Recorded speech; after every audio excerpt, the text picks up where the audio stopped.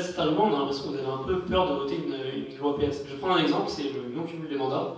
C'est qu'on va dire que c'est vraiment notre symbole fort. Vous êtes vraiment le personnage politique qui milite le plus pour le non-cumul des mandats, aussi bien dans la durée que dans l'espace, on va dire. Et pourtant, vous n'avez pas voté la loi sur le non-cumul des mandats en 2012 en disant ça va passer loin et j'ai pas envie de voter une loi PS. Vous avez peur un peu d'alimenter le discours du PS, du FN. On a l'impression qu'il y a des formes d'opposition artificielle entre l'UMP et le PS.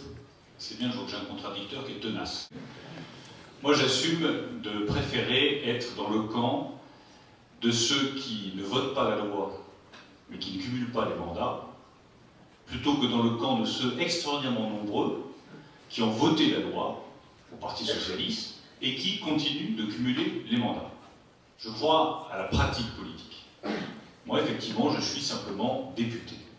C'est mon seul mandat législatif et je n'ai pas de présidence d'exécutif. Je suis conseiller régional d'opposition, mais je ne suis pas président d'un exécutif, président d'un conseil régional, d'un conseil général ou d'une mairie. Et je pense que nous avons tout intérêt à continuer à avancer dans cette direction-là. Ensuite, oui, je trouve ça totalement insuffisant, c'est pour ça que je n'ai pas voté la loi.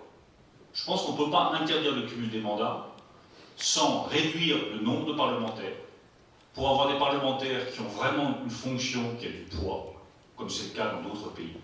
Moi, j'ai proposé 400 députés au lieu des 577 aujourd'hui. On a limité à 2 le nombre de mandats du président de la République. Moi, je propose qu'on limite à 3 le nombre de mandats d'un député ou d'un sénateur, et ça fera de la place pour des jeunes comme vous. Moi, je demande qu'on oblige tous les hauts fonctionnaires qui font de la politique, le président de la République, le premier, à remettre leur démission de la fonction publique.